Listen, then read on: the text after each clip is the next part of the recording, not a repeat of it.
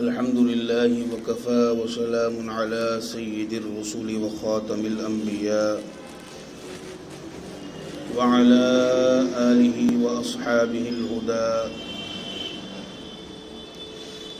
يا رب صل وسلم دائما أبدا على حبيبك خير الخلق كلهم. قال الله تبارك وتعالى في القرآن الكريم: أعوذ بالله من الشيطان الرجيم بسم الله الرحمن الرحيم. يا أيها الذين آمنوا اتقوا الله حق تقاته ولا تموتن إلا وأنتم مسلمون. صدق الله العظيم. محترم حضرات سامعین، السلام علیکم ورحمۃ اللہ وبرکاتہ۔ گزشتہ 2 یا 3 جمعوں سے اسی آیت ربانی پر آپ حضرات کے سامنے بیان کیا جا رہا ہے، کیونکہ یہ ایسی آیت مبارکہ ہے جو ہم مسلمانوں کو راہ راست دکھانے کے لیے، سیدھی راہ بتانے کے لیے کافی و شافی ہے، اگر ہم صرف اس ایک آیت پر عمل کر لیں تو ہم واقعتاً صحیح معنوں میں مسلمان کہلانے کے مستحق بن جائیں گے۔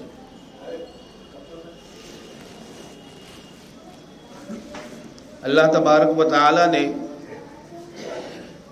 جب یہ آیت نازل فرمائی تو حضرات صحابہ کرام رضوان اللہ تعالی علیہم اجمعین بہت پریشان و حیران ہو گئے کہ ہم لوگ اس آیت پر کیسے عمل کر سکتے ہیں۔ اے اللہ کے رسول صلی اللہ علیہ وسلم، اللہ تبارک و تعالی کا ہم لوگوں سے یہ مطالبہ ہے، یا ایھا الذین آمنوا اتقوا اللہ حق تقاتہ۔ آمنوا اتقوا اللہ تک تو ہم لوگ عمل کر لیں گے کہ یا ایھا الذین آمنوا، اے ایمان والو،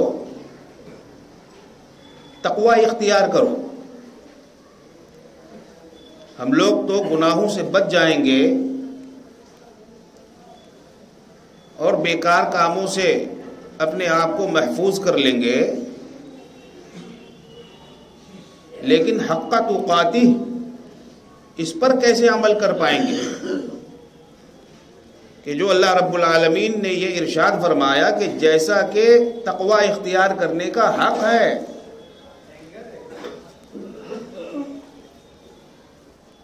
تو ہم لوگ یہ حق کیسے ادا کر سکتے ہیں؟ تو اللہ تبارک و تعالی نے قرآن کریم کی ایک اور آیت نازل فرمائی، فاتقوا اللہ ما استطعتم، تم میں جتنی استطاعت ہو تم تقوی اختیار کرو،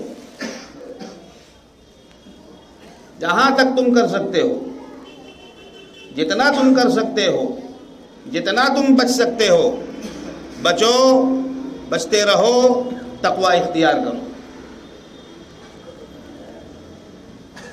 تقوی اختیار کرو، متقی بن جاؤ، پرہیزگار بن جاؤ، گناہوں کو چھوڑ دو۔ حضرات صحابہ کرام رضوان اللہ تعالی علیہم اجمعین کیا یوں ہی صحابی کہلانے کے مستحق ہو گئے؟ کوئی ڈاکٹر کیا یوں ہی ڈاکٹر بن جاتا ہے؟ کوئی انجینئر کیا یوں ہی انجینئر بن جاتا ہے؟ کوئی پروفیسر کیا یوں ہی گھر بیٹھے پروفیسر بن جاتا ہے؟ جب ڈاکٹری کیے بغیر ڈاکٹر نہیں بن سکتا، پروفیسر پڑھے لکھے بغیر پروفیسر نہیں بن سکتا، انجینئرنگ کیے بغیر انجینئر نہیں بن سکتا، تو اسی طرح سے ہم لوگ تقوی اختیار کیے بغیر صحیح متقی اور پرہیزگار نہیں بن سکتے۔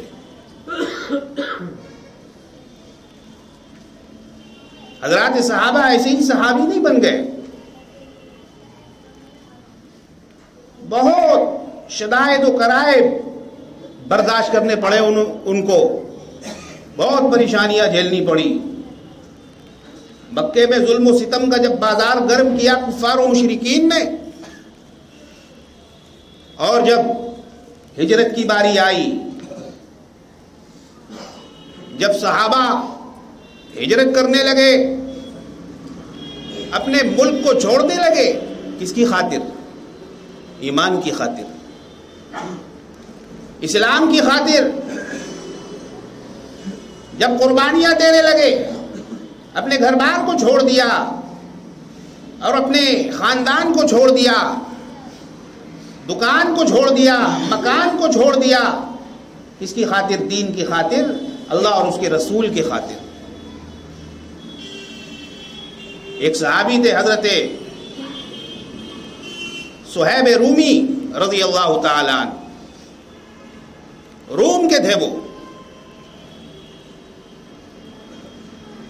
آپ کے بارے میں کتابوں میں لکھا ہے کہ آپ 14 یا 15 دن میں عربی زبان سیکھ گئے تھے۔ سبحان اللہ، روم کے تھے، روم۔ ان کی زبان الگ تھی، ان کا کلچر الگ تھا، ان کی تہذیب الگ تھی، لیکن جب سرکار مدینہ جناب محمد الرسول اللہ صلی اللہ تعالی علیہ وسلم سے جڑ گئے اور ایمان لے آئے تو ان کی دل کی دنیا بدل گئی، ان کے جذبات و خیالات بدل گئے، ان کے احساسات بدل گئے، ان کے اندر ایمانی جذبہ، ایمانی غیرت، ایمانی حمیت پروان چڑھنے لگا۔ اور ہم لوگ خاندانی مسلمان ہیں، خاندانی مسلمان ہیں، نسلاً بعد نسل مسلمان ہوتے ہوئے آ رہے ہیں، اسی لیے ہم کو اسلام کی قدر نہیں ہے، ایمان کی قدر نہیں ہے۔ ایمان کی قدر پوچھنا ہو، جائیے پوچھئے حضرت بلال رضی اللہ تعالیٰ عنہ سے، جو حبشہ کے تھے اور ایمان لے آئے تھے کملی والے آقا مدنی مولا جناب محمد الرسول اللہ صلی اللہ تعالی علیہ وسلم پر۔ ایمان لانے کے بعد جب ان کے آقا کو پتہ چلا کہ یہ ایمان لے آئے ہیں تو انہیں زد و کوب کرنا شروع کیا، مارنا پیٹنا شروع کیا، انگاروں پر لٹایا جاتا تھا، گرم ریت پر لٹا کر امیہ بن خلف جو حضرت بلال رضی اللہ تعالیٰ عنہ کا مالک تھا بدن پر چڑھ جاتا تھا، دن بھر تپتی دھوپ میں ان کو لٹا کر رکھتا اور مارتا رہتا، یہاں تک مارتا کہ خود تھک جاتا، اور جب خود تھکتا تو اپنے دوسرے غلام کو ہنٹر دیتا اور کہتا کہ اسے مارتے رہو، مارتے رہو۔ لیکن ان کی زبان سے کیا نکلتا؟ جب کہا جاتا کہ دین کو چھوڑو، محمد الرسول اللہ کو چھوڑو، اس نئے دین سے منحرف ہو جاؤ، تو حضرت بلال رضی اللہ تعالیٰ عنہ کیا جواب دیتے ہیں؟ احد احد احد، اللہ ایک ہے، اللہ ایک ہے، اللہ ایک ہے۔ جان چلی گئی، ایمان نہیں گیا، مال چلا گیا، ایمان نہیں کیا، گھر بار چلے گئے، ایمان نہیں کیا، عزیزوں رشتہ داروں سب کو چھوڑ دیا، سب دور ہو گئے، الگ ہو گئے، ایمان سے سودا نہیں کیا۔ آج ہم لوگ چائے پر بک جاتے ہیں، آج ہم لوگ بریانی پر بک جاتے ہیں، اور بریانی کے تو ہم لوگ ایسے شیدا ہیں کہ مانو کوئی بریانی کھلا دے تو سب کچھ اس کا ہے، سب کچھ اس کا ہے، ووٹ بھی اس کا، نوٹ بھی اس کا، بلکہ اس کے غلام بن جاتے ہیں۔ میرے بزرگوں اور دوستوں، ہم مسلمان ہیں، اس بات پر ہمیں فخر ہونا چاہیے۔ یہ بہت بڑی دولت ہے، کوئی معمولی دولت نہیں ہے، کوئی معمولی دولت نہیں ہے۔ حدیث میں آیا ہے کہ جب جنت میں جنتی پہنچ جائیں گے اور دوزخ میں دوزخی پہنچ جائیں گے تو کچھ دوزخی کفار و مشرکین اور یہود و نصارہ اور ملحدین وغیرہ یہ لوگ بھی دوزخ میں جب ہوں گے اور کچھ گناہگار مسلمانوں کو دوزخ میں ڈالا جائے گا، جہنم میں ڈالا جائے گا، تو وہ لوگ یہ کہیں گے تانا دے کر کہ ایمان لانے سے تم کو کیا فائدہ ہوا؟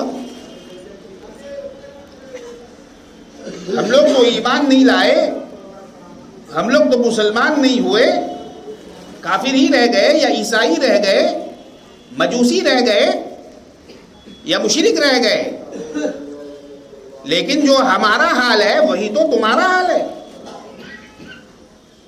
ہم میں اور تم میں فرق کیا ہے؟ اب تو کوئی فرق نہیں ہے۔ تو اللہ تبارک و تعالی فرشتوں کو حکم دے گا، فرشتوں کو کہے گا کہ ان جہنمیوں کو جو مسلمان گناہگار ہیں اور جنہیں جہنم میں ڈالا گیا ہے، ان کو جہنم سے نکال دو اور جنت میں پہنچا دو، اور جنت میں پہنچا دو۔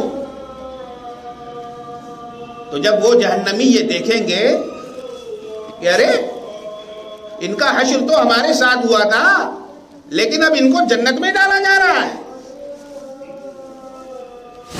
تو کفِ افسوس ملیں گے، روئیں گے، چیخیں گے اور یہ کہیں گے اے کاش ہم کچھ نہ ہوتے، صرف مسلمان ہوتے، صرف مسلمان ہوتے، تو آج ہم کو بھی جہنم سے نکال کر جنت پہنچا دیا جاتا۔ دیکھیے یہ اتنی بڑی چیز ہے، ایمان اتنی بڑی چیز ہے، اس کو سمجھنے کی ضرورت ہے،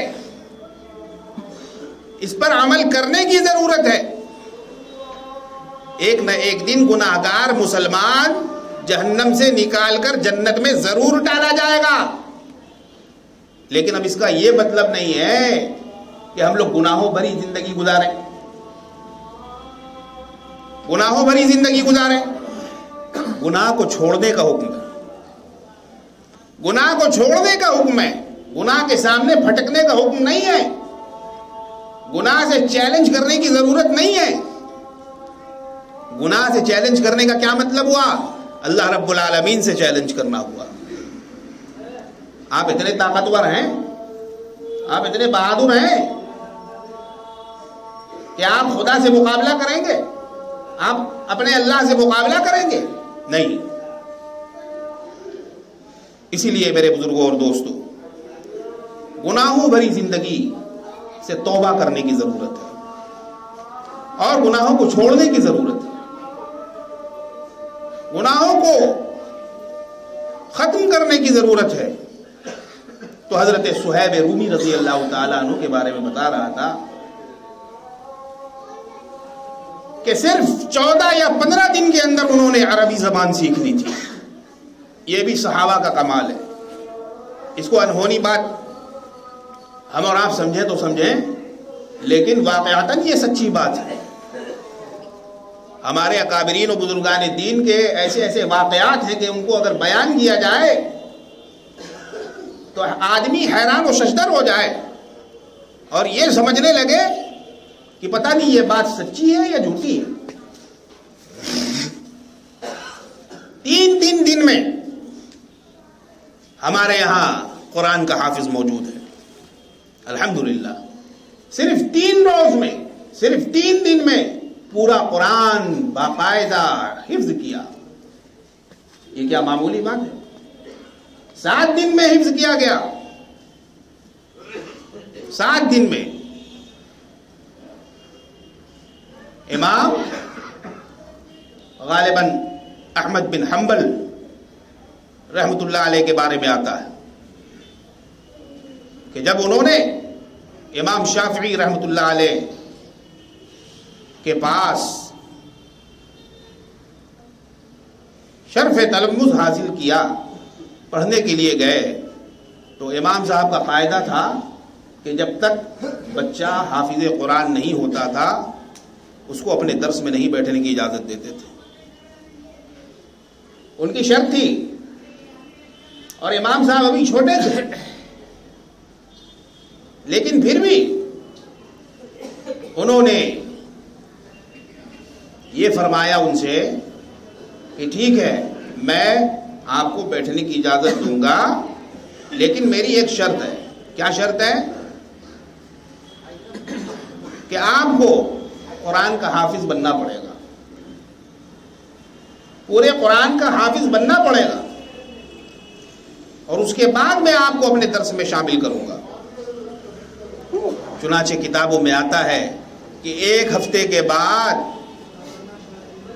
امام شافعی کی خدمت میں حاضر ہوئے. تو امام صاحب نے کہا کہ ایسے ہی ملنے آئے ہوں گے.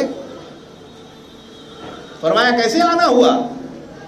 کہا کہ حضرت آپ نے جو شرط رکھی تھی، الحمدللہ ثم الحمدللہ، اللہ تبارک و تعالی نے مجھے پورے قرآن کا حافظ بنا دیا، میں حافظ بن گیا. تو 3 دن میں قرآن ختم، 1 ہفتے کے اندر پورا قرآن ختم. تو سوچئے اگر 14 یا 15 دن میں عربی زبان سے واقفیت ہو گئی ہوگی تو اس میں کون سی نہ سمجھنے والی بات ہے. یہ تو حضرات صحابہ کرام کے فہم و ادراک کی بات ہے اور ان کی توجہ کی بات ہے. تو حضرت صہیب رومی رضی اللہ تعالی عنہ جب وہ ہجرت کرنے لگے، مکہ چھوڑنے لگے، تو مشرکین مکہ نے ان سے کہا کہ ارے یہ کیسے ہو سکتا ہے، تم مکہ چھوڑ کر جا رہے ہو، تم ہجرت کرنا چاہتے ہو اور اپنا سارا سامان، سارا مال و زر یہاں سے ساتھ لے جانا چاہتے ہو، ایسا نہیں ہونے دیں گے، ایسا نہیں ہو سکتا. اپنے سارے سامان کو اور دکان کو اور اپنے اموال کو تمہیں یہیں چھوڑنا پڑے گا. جب تم روم سے آئے تھے تو کچھ نہیں تھے، یہیں آ کر تم بنے ہو اور یہیں تمہاری کمائی ہوئی ہے، لہذا ہم تم کو یہاں کے کمائے ہوئے مال کو لے جانے نہیں دیں گے، یہاں سے کمائے ہوئے مال کو ہم لے جانے نہیں دیں گے.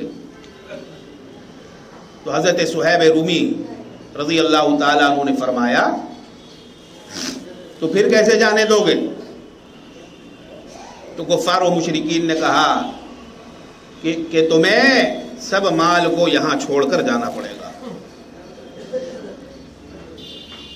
سب مال کو چھوڑ کر جانا پڑے گا. کہا کہ منظور ہے. ساری چیزوں کو حضرت صہیب رومی رضی اللہ تعالیٰ عنہ نے مکے میں چھوڑ دیا، لیکن محبوب کبریا جناب محمد مصطفیٰ صلی اللہ تعالیٰ علیہ وسلم کے واسطے اور آپ کی رضا کی خاطر اپنے سارے سامان کو اور سارے اموال کو مکے میں چھوڑنا گوارا کر دیا، لیکن حضور کی رفاقت سے اپنے آپ کو الگ کرنا گوارا نہیں کیا۔ میرے محترم بزرگوں اور دوستوں، آج ہم اپنا تجزیہ کریں اور اپنے ایمان کو بنانے کی فکر کریں۔ صرف ٹوپی پہننے سے کوئی پکا مسلمان ہو جاتا ہے؟ ٹوپی پہننے سے پکا مسلمان نہیں ہوتا، بلکہ دل کے اندر ٹوپی پہنانے کی ضرورت ہے، دل کو ڈھانکنے کی ضرورت ہے، دل کو سجانے کی ضرورت ہے، اپنے دل کو دین اسلام پر مضبوط کرنے کی ضرورت ہے، جیسا کہ حضرات صحابہ کرام رضوان اللہ تعالی علیہ اجمعین کی جماعت نے کر کے دکھایا۔ اللہ تبارک و تعالی ہم سب کو اس پر عمل کرنے کی توفیق مرحمت فرمائے۔